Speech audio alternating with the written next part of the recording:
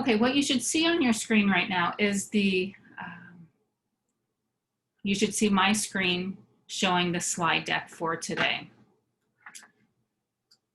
And when I do that, I've got to rearrange my screen here. Okay, here we go.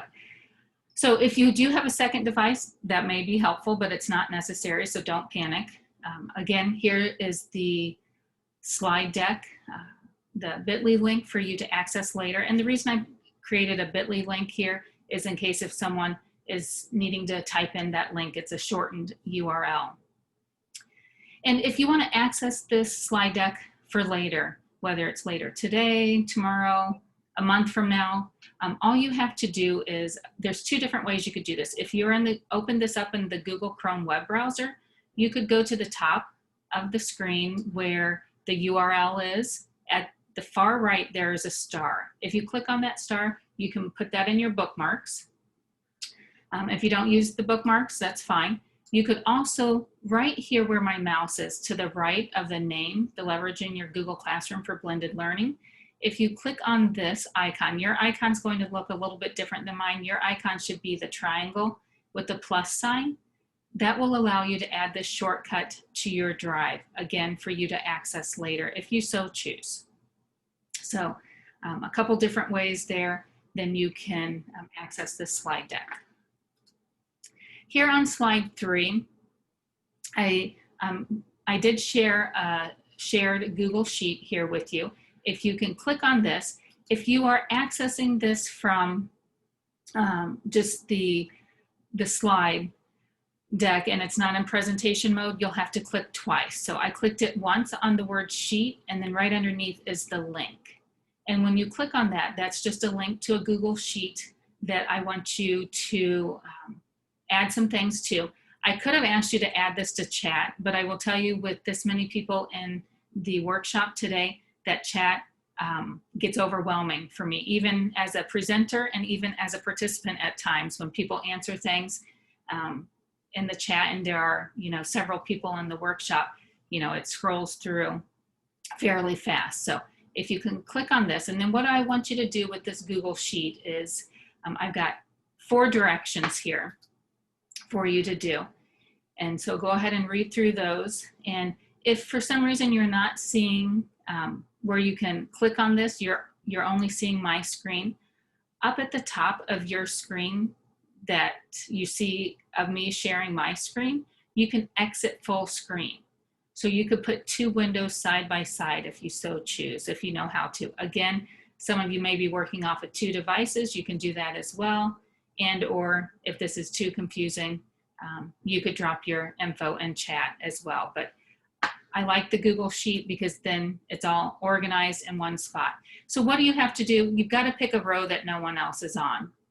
So if you've got delayed internet service for some reason, which that happens to all of us, maybe go ahead and drop down to, a row 41 or 40 where no one's at. So, but feel free to pick any row there that no one's started typing in. And, here I put, if you can click here if you're a newbie with Google Classroom, what you like about it, what your challenges are, and then what questions you may have. So what I like about this is we can see real time people accessing this, working on it, collaborating. So I know we're throughout the state of Illinois. I don't know if anyone's joining us from outside of the state of Illinois today, but as you can see, we can all collaborate on this. And looking at some of the names, recognize some of them from other workshops that I've had throughout the summer,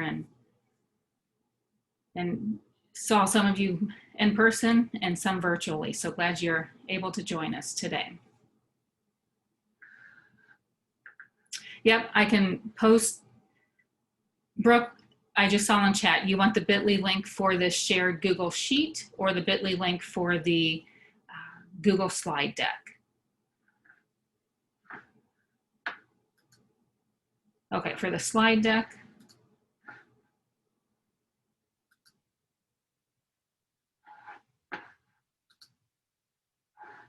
And any time like that, again, if I don't see questions in the chat and someone else sees, please go ahead and answer if you know the answer, if you know that, if you could find where the slide deck was, to post that as well.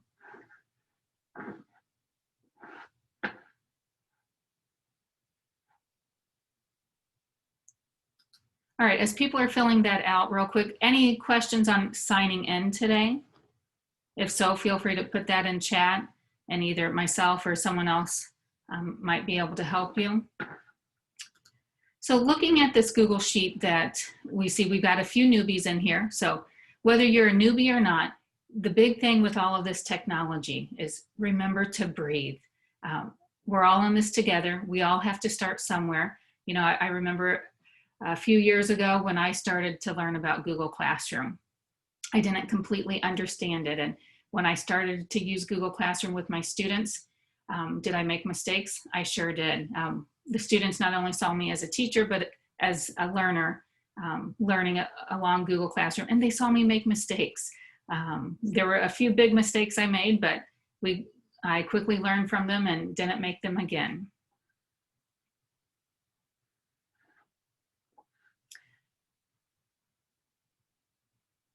Okay, so I see the questions here. Perfect, love the questions. If I don't get to those in the beginning, if I forget to circle back around to them, please remind me in chat or unmute, and I hope to answer some of those questions today. All right, again, if you don't remember everything from this session, it's okay, just remember to breathe. You've got the slide deck and you will have the recording later. So don't panic, and it's a learning process. You know, many of us went to college to become educators and to learn the content and curriculum, and then, you know, we're thrown in to learn all of this technology as we go. Again, I did put, you can type in questions in the chat window, or you can circle back around and put it on that Google Sheet. Also, before I begin, I want to take a look at some of the challenges here that people have put down. So yeah, not reliable technology. That's the case whether you are in a school or the kids are at their homes using it. So when you're talking about that, I'm assuming maybe it's the internet connection, or maybe it's the devices as well. The turn in button, I'm seeing that a lot. Yeah, that was, you know, making sure the kids hit the turn in button. I will tell you, after probably 3 years using Google Classroom with students, that turn in button, even after having the kids all year, I would still have kids not hit that turn in button. It's kind of the same of, you know, sometimes kids have a paper copy done and then they just never physically turned it in. Sometimes that's the case. So students turning in blank work, yeah, so perfect. So like to see the challenges there. And then again, the likes. So everything all in one place. You don't lose anything. And gone are the days where the kids say, well, my dog ate my homework. So, but are there other excuses? Yeah, I'm sure some of you guys could also put in some excuses here that you've heard from students. All right, so feel free to browse that as we're going throughout the workshop today. Also, just want to tell you, you know, the Bitmoji classroom has been popular. I created one, and I actually did a workshop on this earlier in June as well. Mine's very simple though. I just have some links in here of some upcoming LTC workshops. I do have my YouTube channel in here where I do put the recordings of various workshops that I have presented on here since, I think I started doing that in April or May. And I will tell you, I wasn't a big YouTuber. I've learned about YouTube and uploading my videos there of the workshops on YouTube. I don't take time to go and edit them. They're the raw. You see the mistakes I make, but they're there for the people who would like to go back and access them. So again, you can click on these links to learn more about the LTC.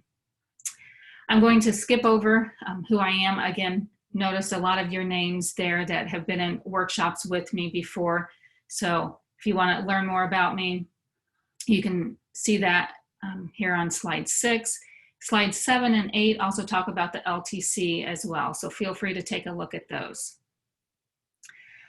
So starting off with Google Classroom, whether you are having the students in your class or you're having the students here, you know, some of them may be in your class and then some students may be quarantined, so they have to go home.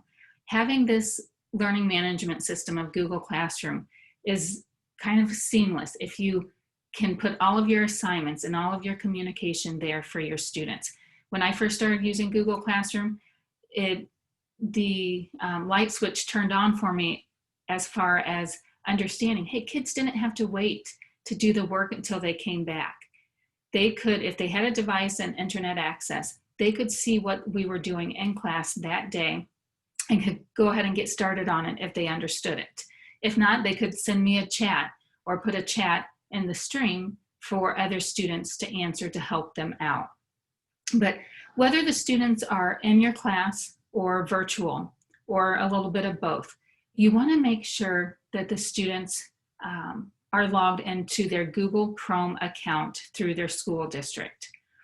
Now, if you look in the upper right-hand corner here of my Google account icon, here's my Google account. This is my work account.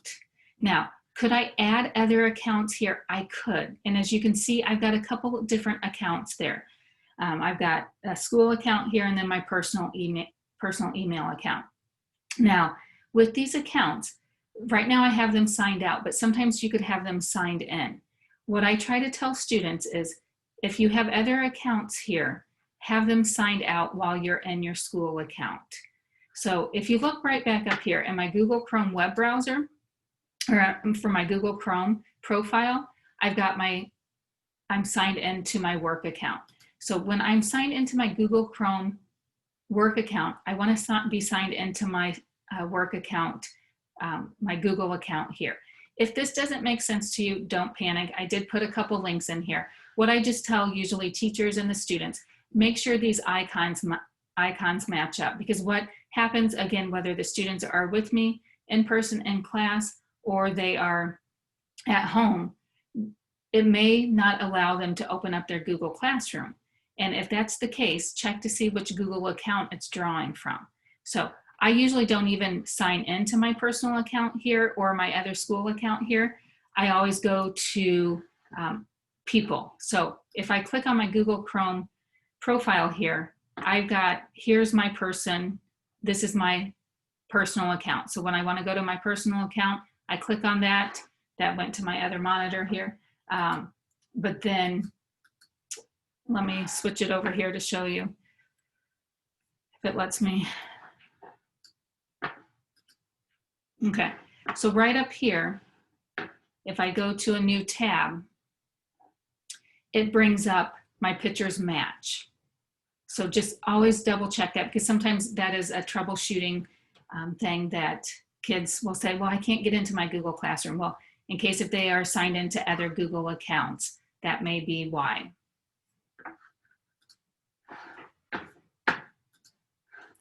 Okay. And then another thing, so slides 10 and 11, again, talk about Google's mission here and how they're helping education. I went ahead and put this link here on the bottom of slide 11. It talks about apps versus extensions.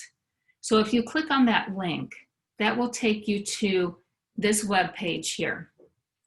And here's another thing. With technology, you don't have to always recreate the wheel.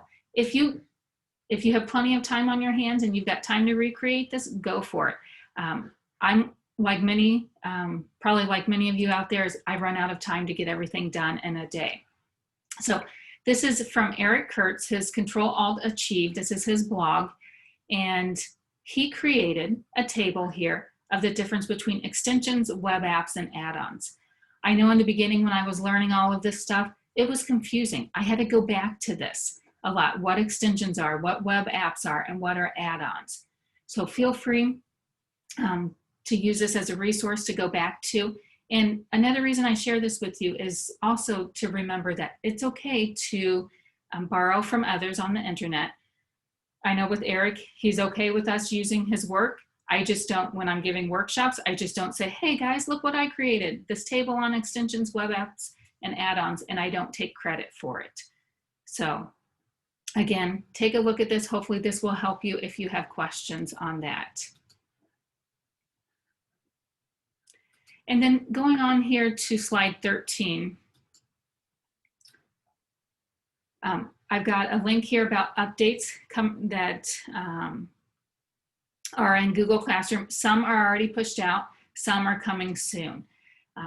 One big update, I don't know if anybody out there uses the originality reports or plagiarism reports on the free G Suite Apps for Education account. They've increased that to 5. If that doesn't make sense, I hope to talk more about that later. Now, another thing here I want to talk about is, I don't know if you've heard or seen updates out there that they say, oh, these updates, especially with Google Meets, only going to be pushed out on the enterprise account. Well, Google's enterprise account is the paid version. And if your school district pays for that, then you will have all of these features that they push out through the enterprise account. Don't panic. Majority of the schools out there have the free G Suite Apps for Education account. So why did many of the districts go to Google? Because they were pushing it out for free. Well, Google, over time, it's like, hey, I want some of that money too that school districts are paying these tech companies. So they created this enterprise account. It's been out there for a few years. I don't know how many years. If anybody wants to Google it and drop it in chat, please do. But just know that there is a difference of the enterprise account and the regular G Suite Apps for Education account. And what I'm using today is the free Google account as well. So feel free here, whoops, my mouse, I keep moving it. Take a look at some of the other updates here for Google Classroom. Here, so the next thing we're going to talk about is Google Meet. If you haven't turned this on in your Google Classroom app, turn it on. It should, if your Google admin on the back side has the settings done correctly, it should protect the Google Meet environment where the students can't log in before you. So what do I mean by this? If I go to my Google Classroom, I have it open up here on a tab, but in case if you don't, there's a few different ways you can go to your Google Classroom.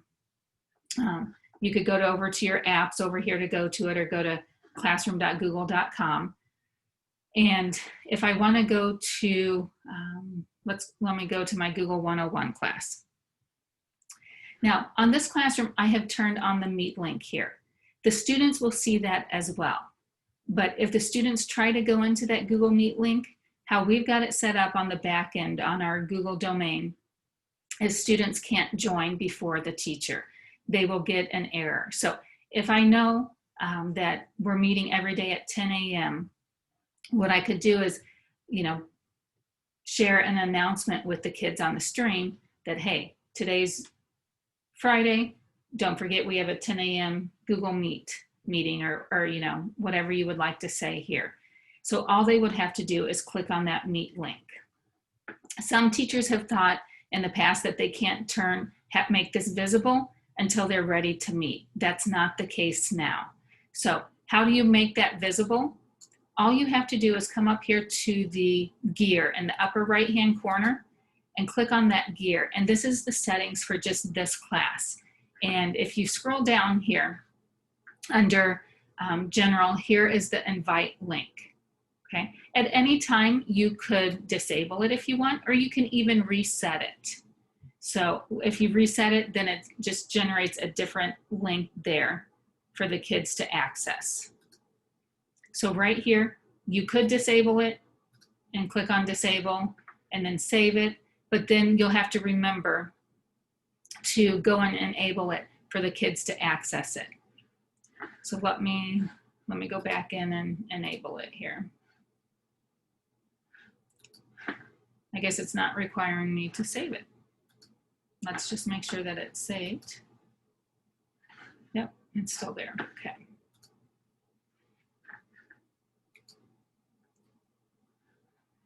Here on slide 15, again, you can see since we went remote learning here in March, you can see how Google came up with updates on Google Meet since April. If you want to go back that far to look at the updates, I've got links in here that you can see that as well. So feel free to click on that, and then here's the newest one, the September updates on Google Meet. Are they still making updates to Google Meet? They are. Now, I went ahead and put a lot of slides in here on Google Meet for your reference, if you so choose, that you can go back and access. But here on slide 18, one of the newest features that Google Meet pushed out was that when you end your meeting, it will end for the whole class. If that hasn't been pushed out to your domain yet for some reason, you can still remove each participant from the Meet if you so choose. Another thing, if you use Google Meet previously, kids, if you removed a kid during a Meet, they could keep getting back in. If you removed them 10 times, they could get back in 10 times. Now, if you personally remove them from the Google Meet, they can't get back in after the second time. Now, if a student loses connection, their internet connection's not the best, they can still keep joining back in. Another tip here, if a child's internet connection isn't the best, have them turn off video. I know it's important to see the kids, maybe you can say, hey, turn on your video, in the beginning, let's say hi, and then if need be, turn off the video so that they don't keep getting thrown out of the Google Meet or disconnected. Another thing with Google Meet is that you've got the chat feature. Now, again, some students, depending on the age, they may blow up the chat and say nonsense in the chat. You can disable that now. You can also disable any random kid throwing up their screen and presenting it, that you can decide who presents. So here's some of the updates that everyone should have in the free G Suite Apps for Education account. Here on slide 19, also interact with Meet. Here's some other things that they have pushed out that you should be able to have access to. Now this blur, I will tell you, to blur backgrounds, some of the Chromebooks out there, their processing speed isn't the best, so that they may not be able to click on the blur or replace their background. So don't panic. Yeah, that feature might be there, but with some of the Chromebooks, it may not be able to use the blur or the replace backgrounds. Here on slide 20, here's some features that you can Google this at any time. You can see what's launched or in development. So even though they had talked about the hand raising feature coming out in September, you may see that on your Google Meet one day and it may not be there another day.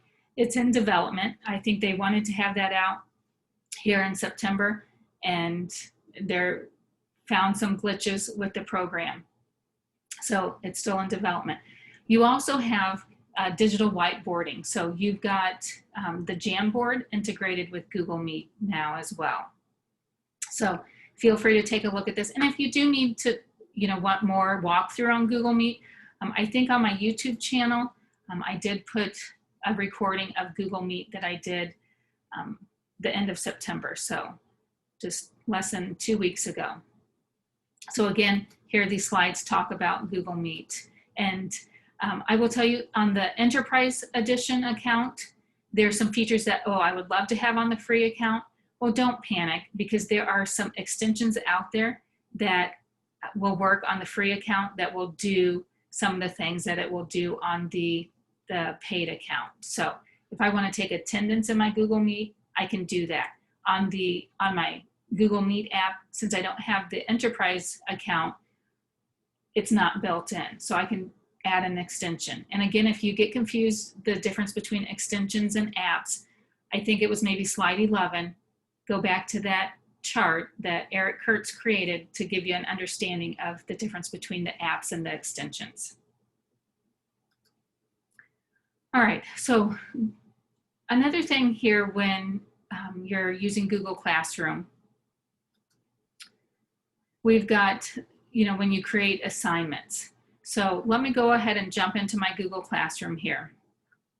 and I'll go into the classwork tab. And when I come up here to create assignments, what's nice about creating an assignment is you can, if you do a little bit different lesson with your students that you have in class versus the kids you might have remote, if you're trying to reach them both, what you can do here is when you assign something and, put a title here. Let me put, I don't know what number I'm on, but I'll put assignment 30. Another thing I do here is I number all of my assignments, because then the kids, I teach them how they can search for different assignments. If they know, I just finished assignment number 29. So they could go and search. Let's see if the teacher posted anything for assignment 30. They could search the assignment 30. I can show you that here as well. But once the teacher assigns something here, what's nice about this then, over here on the right-hand side, you can choose what students you need to assign it to. So if you know Blake and Patricia and Lily here are all remote learners and they are getting a little bit different assignment, I can just assign certain assignments to them. I don't have to assign it to all of the students.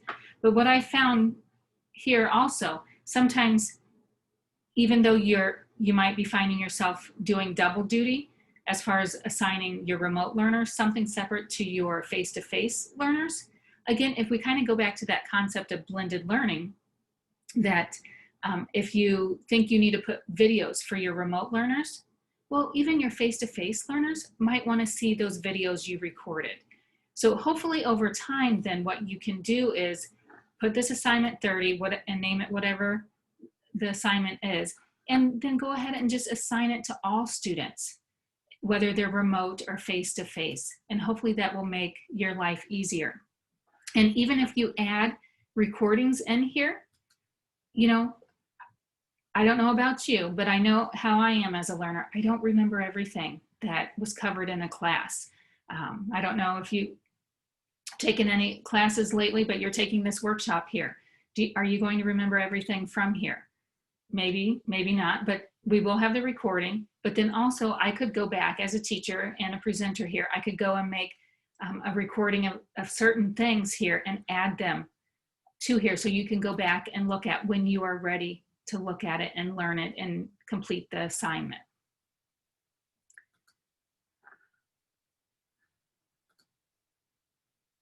Let me go back to the slide deck here. So again, for some of you newbies out there, this kind of just is a diagram to go over the different things you can do with an assignment. Another thing, again, whether the students are face-to-face or remote, you can still give them feedback. I will tell you, again, when I was teaching in the classroom, they were all face-to-face except if they were at home sick, that I would still give them feedback via the Google Classroom here, because it was in writing and they could read it when they were ready to read it and look at it. So right here, what you see here is just an assignment here, Thinking Spring. Over here to the right, this is where you can give the comments. So let me go ahead and go into one of my assignments here.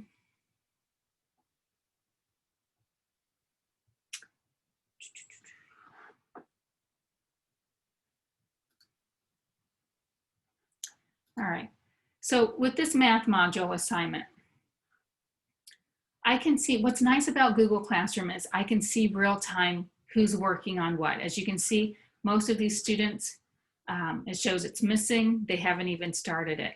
Here, a few of the students, it shows, oh, they've started it. It shows a snippet of what they're doing. So even though Blake hasn't turned this assignment in, I can see real time what he's doing. So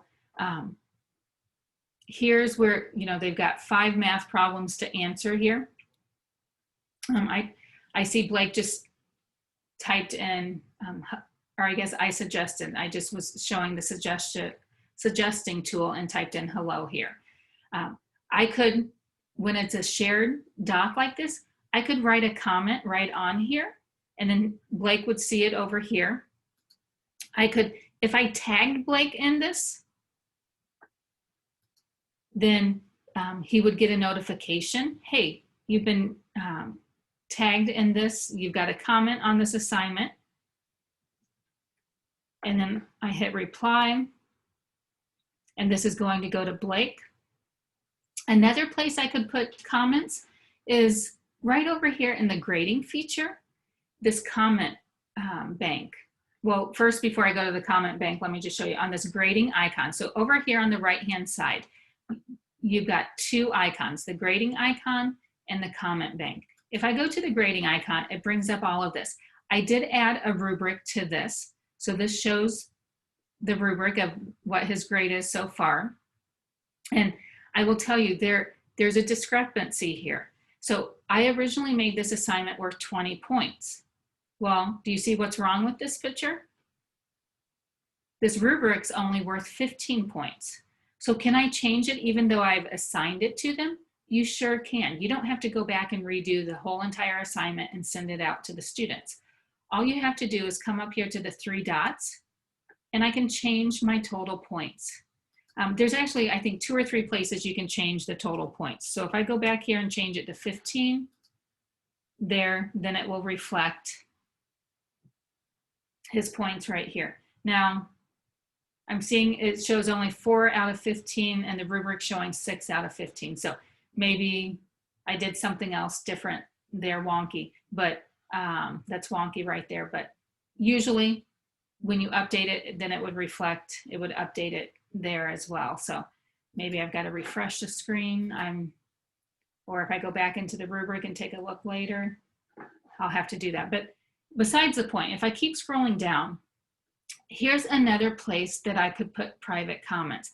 And then on the flip side, Blake could put private comments here. Now, again, when I had the students face-to-face, I would still put private comments here so that, you know, they've got a lot going on. They see a lot of teachers. They're, you know, kind of worried about maybe who hears me say that comment. So instead of them being worried about, like, if I say, oh, you need to go back and redo this, their neighbor won't hear it. I can put it right here. Yes, do you need to, or do you need to teach and tell the kids that there's comments there? Yes, you do. I will tell you, sometimes I would put comments there and the kids wouldn't see it. So I would make a point to stop and take time for the kids to go into the assignment to look at the comments. Now, there's a way that you can have them receive emails for the comments. But I will tell you, if they are in multiple Google Classroom and getting lots of emails out there from Google Classroom about, hey, your teacher added a new comment, your teacher added a new assignment, they will stop looking at their emails. So I made sure to take time to go over the Google Classroom, where to find the comments, where to put the comments. Now, you know, day 60 of class, do I still have kids not know where to go to look at comments? I do. I just then hopefully have, if they're face-to-face, have the kids next to them, hey, can you show your neighbor where to go to look for comments, or where to go to put comments? So whether we're using technology or not, the kids will need a lot of reminders and pushes here and there to remember where things are. So again, as you can see here, I posted some comments here. Now, if you see this, you might say, well, Lisa, I don't have that purple circle with the M in it. This is called, this is an extension, and I'm trying to think, is it Mote? And it allows me to record a message to them. This extension does have a fee. There's, I don't know if there's a free version or a paid version. What I find, some extensions might have the free version, but you may only be able to say a certain number of comments. But with Mote, feel free to Google it, go check it out. It's an extension, and it says Mote Book. If I come up here to my extension list, does it say Mote Book as well? No, it just says Mote up here. So I usually just call it Mote, but this up here, it says click to record or hold for book. So again, if you have that extension available to you, then I could say my comment. But if not, again, I can just post my comment here, and then it'll go to the students. And I'll show you on the student side where they see. Another thing here that is a little less known tool that people realize, if I come up here under Files, I'm on the right-hand side of the screen. Do you see where it says See History? If I click on See History, you will see this is when Blake was assigned this assignment. Here's the teacher giving him a draft grade, his total points. Here's things that I've done. You can see if he turned it in, he unsubmitted it and returned it back in, you would see the whole history here. So if a kid's showing, hey, Mrs. Schwartz, or telling you, Mrs. Schwartz, I turned this in on time, but it's showing it was late, you could come back here and say, oh, Blake did have this turned in on time, but then he unsubmitted it. So then that might, you might have to look to see what he did, go to the Google Doc or the file to see what changes he made after he unsubmitted it. So you can see the version history on some of the assignments as well. The other thing over here on the right-hand side while we're talking about this, if you go to the comment bank here, if you're saying the same thing over and over to the kids, you can go ahead and add a comment to the bank, and then you can just copy and paste it. What I had a lot was please finish your work and turn back in, because I think some people put it in on the Google Sheet is that kids may turn in assignments that either are blank, aren't complete. They just like to see that they have nothing due, that hey, I've got everything turned in. Well, I'll say, okay, let's go and take a look. And when I go and take a look, like in this case, Blake, oh, you've got it turned in, but you don't have the answers there. So whether it's please finish your work and turn back in, or finish answering all of your questions, I can just click on copy that, go back over here to the grading icon, come down here, and then paste either Control V or Command V if you're on a Mac, or right click and hit paste and post. And then that saves me some time. If I go to Blake's screen then, and that's not Blake's, where's Blake's? Okay. And we go and take a look at his classwork. What assignment was that? It was the math one. So over, if I go to the math one, let's see if it was this one. Blake can see all of the private comments here. Again, Blake can put a private comment back to the teacher, or I have turned on the class comments here. Again, I had to teach the kids about what was appropriate to put in the class comments and what was not. But, in the beginning, they just, wanted to say hello, and it was neat to see their name, their picture on the class page in the stream. But I will tell you again, if you've got some students who are remote, or even students who are face-to-face, if they feel comfortable putting in the class comment like, hey, I don't understand something on here, then they don't have to wait for the teacher to help them. They can have other students help them. Again, this is something that's going to take time for the kids to feel comfortable with. Some will feel comfortable right away, but some won't. These comments, whether they were private comments or to the whole class, this helped because some kids who were afraid to ask in class, they were okay with asking via the comment portion here in Google Classroom. Feel free, if you've had some experience with the comment portion, feel free to put that in chat, have a conversation about that. Things that worked for you and your students, and maybe things that were a challenge. All right, moving on here. Again, I've got some more slides here talking about grading in Google Classroom. If you're, again, for some of you newbies out there with Google Classroom, how do you organize your work in the to review area? What's nice about this, whether it's on the student side or the teacher side, if you go, there's a couple different places you can go for the to review area. But if I go over, let me go to the classwork tab.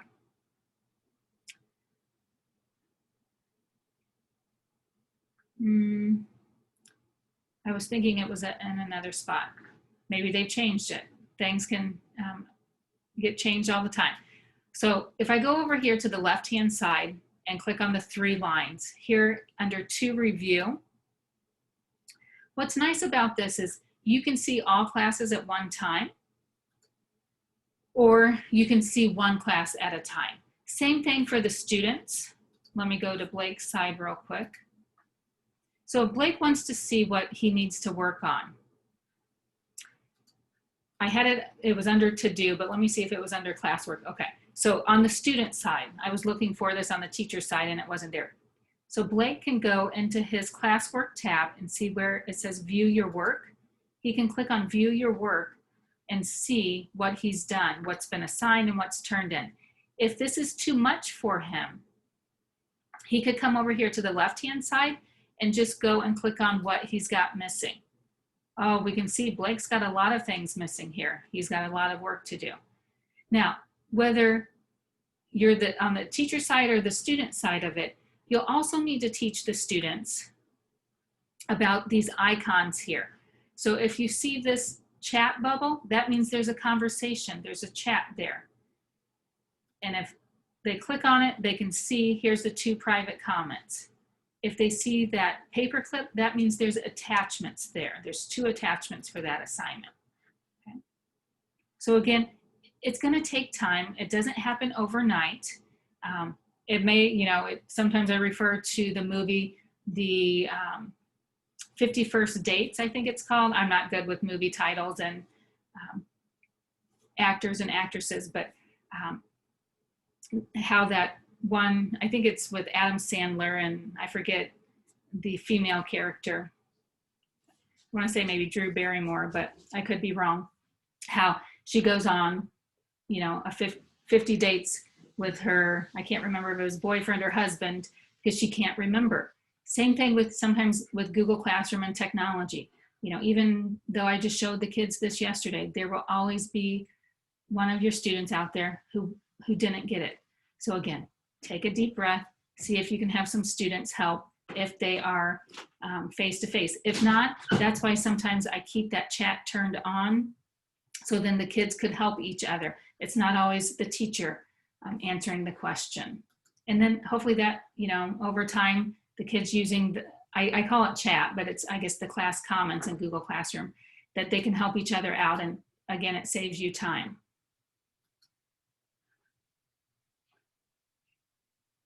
How are we doing out there? All right, we've got, this went super fast. We've got about 15 minutes left here. Another thing in Google Classroom is you can reuse your assignments. So again, all you have to do to reuse your assignments is if you go up to the classwork tab and you go to Create, under Create, you can reuse post. So what's nice about this is you can reuse post from any class. Right now it's pulling from this class because that's what I was in earlier. But if I click on the back arrow right here, this will pull up all of my classes. Another thing, it will pull from all of my classes. I can reuse post from my other Google Classrooms that I've archived, that I'm not making any changes, I'm not using this year. But I can even, my Intro to Computer Science class, I can go and pull in an assignment from there. And then once I open this up, it's just like a regular assignment. I can assign it to certain people, put a due date, put points on it.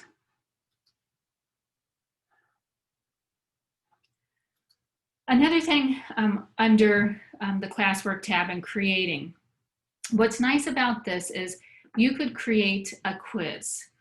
And you might say, well, Lisa, I already have a Google form created that's a quiz. I don't want to have to recreate it.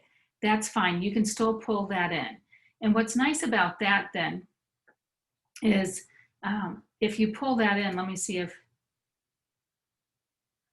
so if I created this assignment on the capitals of the United States, what I could do then is instead of going here, create quiz assignment, I can just go here and create assignment and give this a name.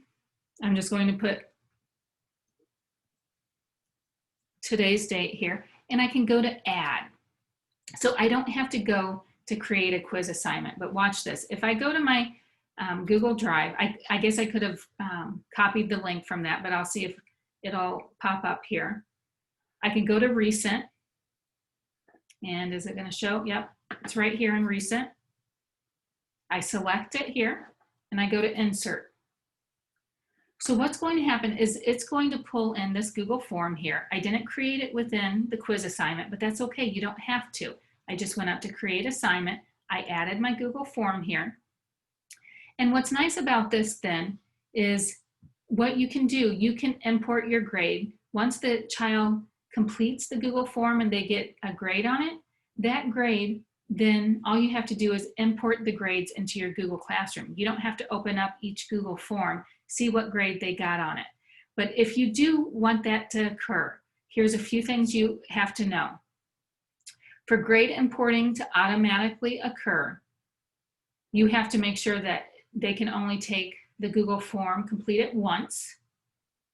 It automatically collects their email addresses, but that's fine because I always have the kids, I always have a question with their first name and a question with their last name. And then it restricts responses to people within your Google domain, which that's fine because all of my students that I have are in my Google Classroom, which they're all in my Google domain at the school. So then I can turn on grade importing. Then once I have that grade importing on, once the kids have taken it, then I have to click a button to hit import grades. I have that here and on slide 35 right here. So once all of the students completed this, or whenever I wanted to, do you see Blake's turned this assignment in here? I can come up here and click on import grades. This is what your screen will look like in Google Classroom. You have to literally click on the button import grades, and then his grade on this assignment will go into his Google Classroom assignment grade. So that was the Google grades. And if you want to learn more about Google Forms, I know Holly is leading a workshop today at noon that you can jump on her workshop here to learn more about Google Forms as well. And if you're not registered for that, send an email either to myself or Katie Odell at the ROE 11, how you registered for this class, and we can see if she can get you registered for that class. Another thing I want to talk about here is the class settings. And again, there's a couple different things for settings. If I'm the teacher here, and when I'm in my Google 101 class, if I go up here to the right-hand side to the gear, I have settings just for this class, my Google 101 class. And as you scroll down, you can see the settings. Okay, so those are that settings. And this is where I disabled the Google Meet code earlier, if you don't want that to show up on the kids. But again, Google and the security that they have, the kids shouldn't be able to log into the Google Meet before you. If that is happening, let me know, send me an email, or you can Google it and find out what your Google admin on the back end has to make sure they have checked off. So the gear is the settings for this class. Now, if I go over here back to the 3 lines on the left-hand side here, and I scroll down, I've got settings here. So I've got 2 different places for settings. So here's the settings, whether I'm a student or a teacher. This is the teacher view. And this is what's nice about this is, again, what I said earlier about the email notifications. If the student is getting, if they're a member of 6 different Google Classrooms, they may be getting 10 to up to 100 emails a day, depending on, if there's comments on a post, comments that mention you, they could be getting all kinds of emails. And what I noticed over time is kids, that became overwhelming to them. It becomes overwhelming to me as well. So normally I would just turn off email notifications. So then over time, I teach the kids where they can look for comments. They can look for these things in the email. Again, it's choice. Some of you will say, well, Lisa, I love the email notifications. I have them turned on. That is what is so great about Google Classroom here, is you do have choice in the matter. So if you're one who loves email notifications, keep that turned on, but then you can decide here what email notifications you get. So go through that, take a look at that. Feel free, people can put in chat whether you like the email notifications, why you love them, or what challenges you about them. Also right here, class notifications, you can turn email and mobile notifications on or off for a class. What I've noticed, if you're working with high school students, they access some of this on their phone. So again, if they're getting too many notifications on their phone about Google Classroom, they can turn it off here as well. So that was the 3 lines. That's the main menu in the upper left-hand corner, and that will be allow you to do it here for the classes.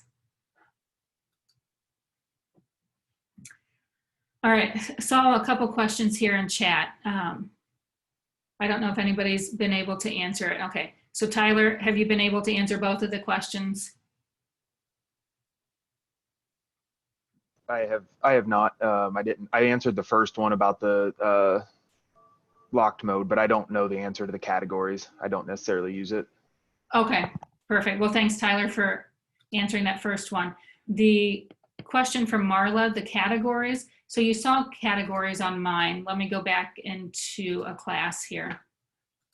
So how you can get that, again, I'm in one of my Google Classrooms. Up here in the upper right-hand corner, I go to the gear. And if I scroll down, here's where I can change my grade calculation. So again, depending on what age you teach, you may be doing standard-based grading, and you don't want the grades on here in Google Classroom. You can change that. The grade categories, what Marla's asking about, here's where you can do the grade categories. Here I just put math, 10 points, science, 10 points, but you can have different grade categories. If you have grade categories for quizzes, for tests, you can also do, I think, yeah, you could do total points or weighted by category. So you've got some choice there. Play around with it or see what your school district, what their policy is on it. If they don't have a policy, maybe try a few different ways to see what works for you and your students. So great questions there. And as you can see, I'm not going to get through the whole slide deck. The teacher in me, I always try to over-prepare, put a lot of information in here.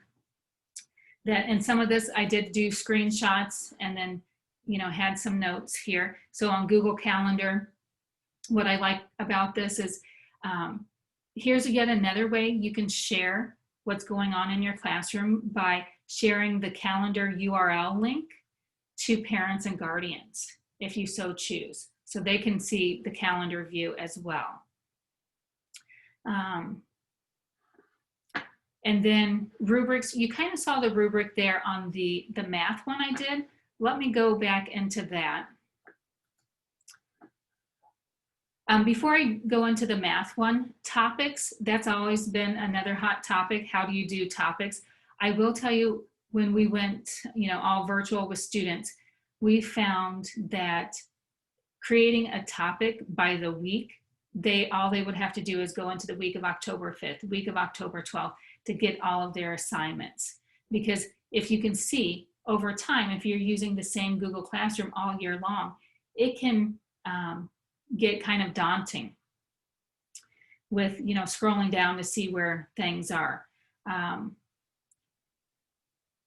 So let me go back down to this math module with this rubrics here. So it's built in. You can create a rubric here. If you already have rubrics created, you can learn how to, if they're in a Google Sheet, or you can copy and paste them in a Google Sheet and upload that here as well. But if not, here's a rubric I created. It's out 3 points. It's for each math problem for this assignment. And I could just duplicate this, so I didn't have to retype it. To do this, I can just go, since I already have this created, I went to the 3 dots here to the right and I went to edit. And then here's where I can edit it. and type in what I want. If I've got it someplace else, I could even copy and paste it over here as well. So I know I'm not doing it justice going in step by step on how to create the rubric. But then as you saw earlier, when I went into Blake's assignment, I could label how many points he got for each assignment. So let me go to view assignment here.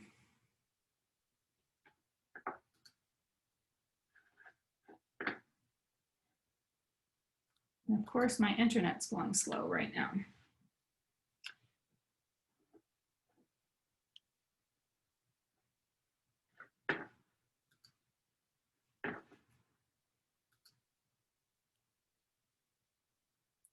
All right, so let me see if it pulled back up here. Yeah, over here on the right-hand side, do you see? So if Blake got a 3 out of 3 on here, all I had to do was click on that 3. If on this answer, Blake got a 2 out of 3, click on the 2, it'll put a 2 up there. If I don't want to click and I want to type it in, I could type it in as well. But then do you see how the points automatically update? And then do you see, voila, whoops, look here, the points automatically updated there before. So I guess it just needed time to refresh and get updated. And then for Blake to see this grade, I will need to make sure I return it. I can return each student one at a time, or I can return, you know, if I graded 15 of these already, I can return multiple submissions at a time. So you've got that as well. I do want to honor your time. I know we're out of time here. As you can see, here it talks about the originality reports as well. I say originality reports, that's what Google came out with a year ago. They've now since called them plagiarism reports, but in Google Classroom, they still have the originality in parentheses. This is just a way for you to check for plagiarism. On our free account, we can use up to 5 for free. We can use a plagiarism report. The workaround from that, you'll say, Lisa, I really like this, but we don't have the enterprise account. Create a new Google Classroom each quarter. And that will save, you know, it won't make Google Classroom so daunting as far as all of the assignments in there. And then that's how you can get 5 more assignments. So if you create a new Google Classroom each quarter, you need this plagiarism report, you'll get 20 for the year. Also right here, just other apps that are incorporated into Google Classroom. So, and what I mean by that, whether it's an app or an extension, if you saw on mine here real quick, I'm on the classwork tab. Some of these apps cost, some are free, but here's the Chrome EX, and then that was another app. And then there's also, if you have Kami, you've got Kami right there. But so before you go, a couple things here. Slide 63, there's an exit slip. If you can fill that out, I think it's about 4 questions. And then here is an evaluation at the bottom of your screen, slide 63. That is the evaluation for the workshop, and then for you to get your PD hours. If, again, I want to honor your time. When you need to go, feel free to go. I know there were a few questions in the beginning from the Google Sheet that I want to go back to here. Oh, there's more questions now. Perfect. So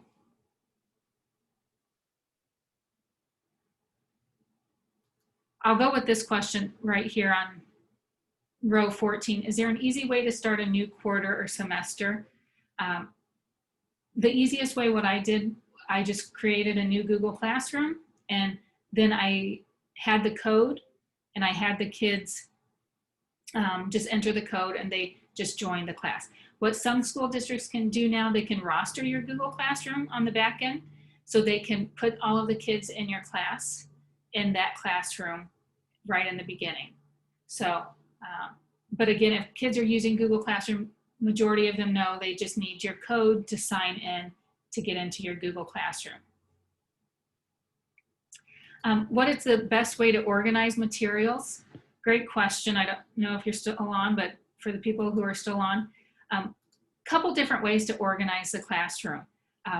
I said it earlier, during, whether it was during remote learning or virtual learning at the beginning or now, what a lot of teachers are finding, they like to organize their classroom by the week that they're assigning work, or you can organize it by topics over here, whether it's by chapter or by a unit.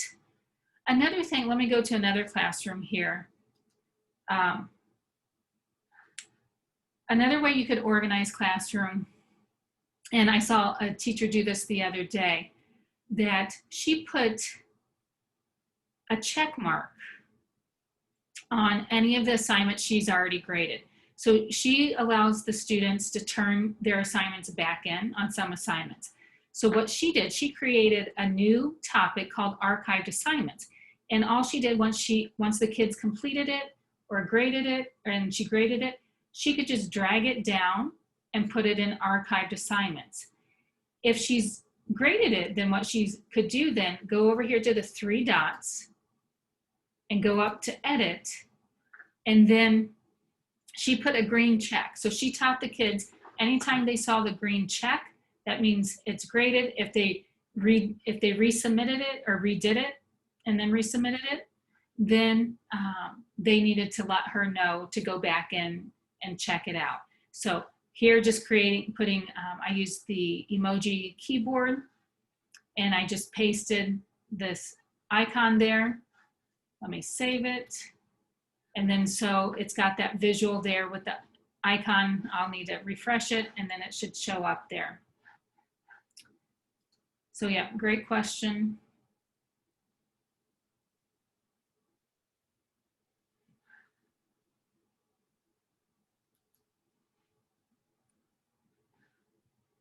Okay, going back up here to row 8. Okay, so kids are moved to different homerooms. Right now, can we easily move them? What you have to do is they have to rejoin your class on the back end.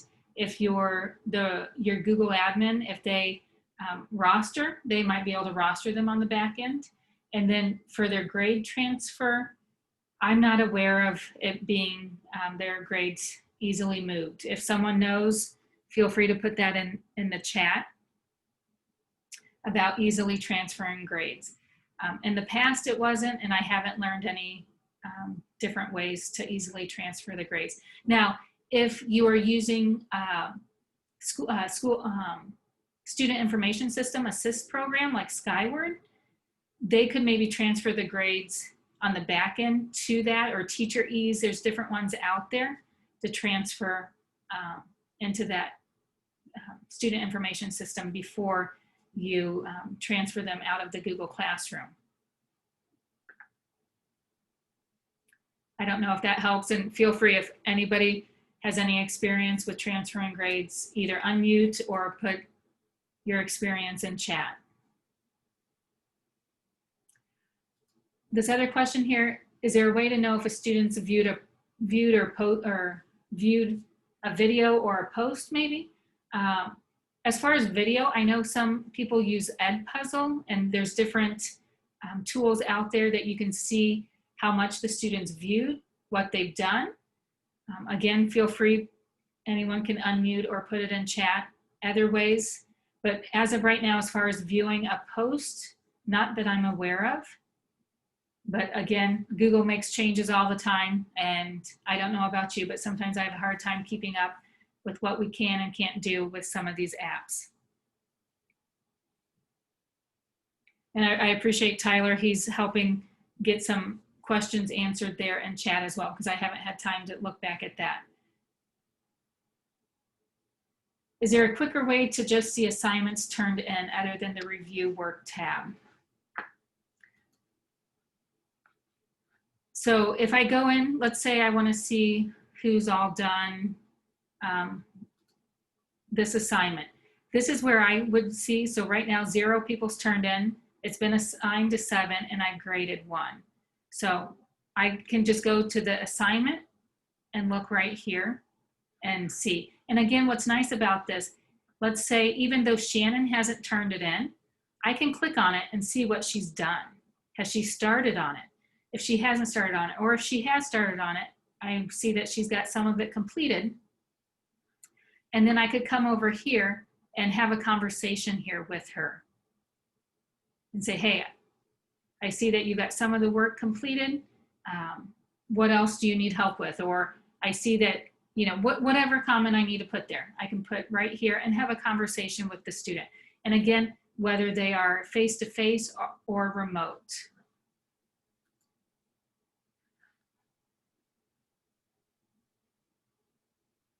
Yeah, this question is kind of similar to what was asked earlier here on row 31.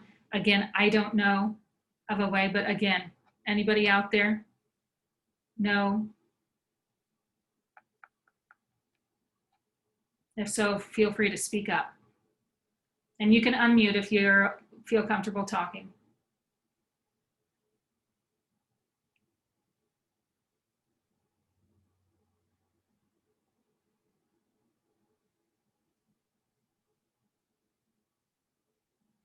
Okay, so 3 questions here. In Google Classroom, what you could do for all external websites, great question. You could go to the classwork tab and create a topic here. And you could have the topic, you know, whether it's websites, and you could just put all of the websites in as material. That could be one way. You could, you know, put all of the websites. I've used Symbaloo or Wakelet with my kids before, where, you know, because it is kind of overwhelming with all of the websites, so that they know just to go to the Symbaloo webpage that I have, right, that I've shared with them.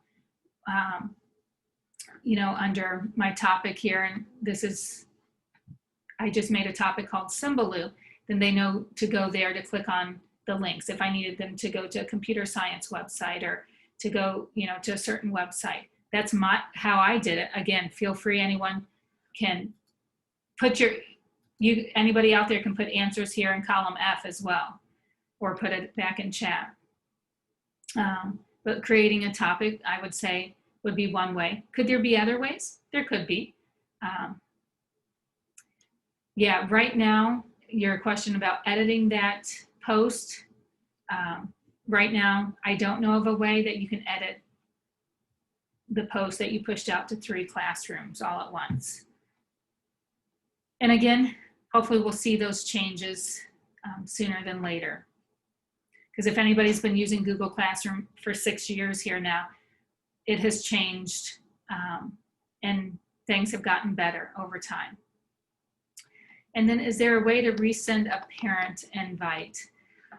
If there's not in Google Classroom, the parent invite, I think in Google Classroom is good for 120 days.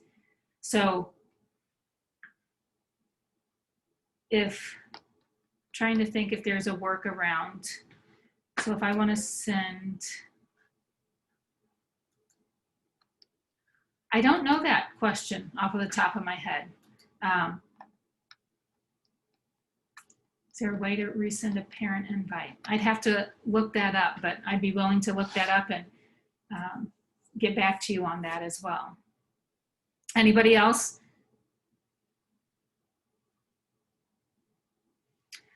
Okay, so I'm seeing a question here in chat.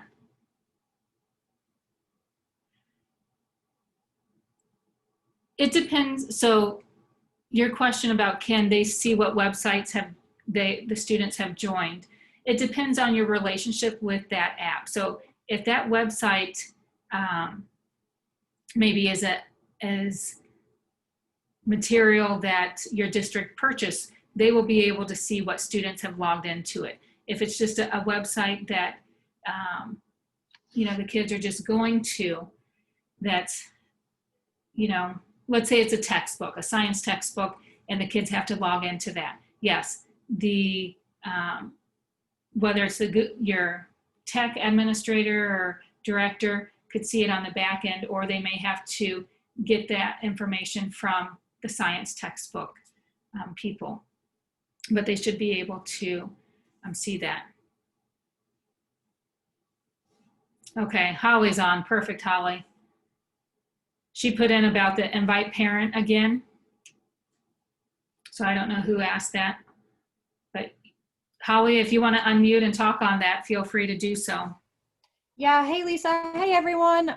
In order, the only way with the parent invites to email them so they receive those parent notifications to accept to join the class and to receive those guardian updates, you would just go into the people tab and find the student, and then you would select the student in the checkbox, and above there's a drop down box, and in that drop down box it'll say like delete parent. So you would delete the parent and then you would just invite parent again. So you just kind of have to go through that process. So it's just an extra step. So yeah, you can resend those invites every week. You just have to be able to copy and paste that email address so you can retype it in. Perfect. Thank you, Holly. And if anyone's still on that's helped out in chat, thank you for helping answer questions, and thank you for your questions. Was there, for the people who are still on, anything else that we didn't get covered that you still had questions? You've got both Holly and I to help you out, and the other educators that are still on.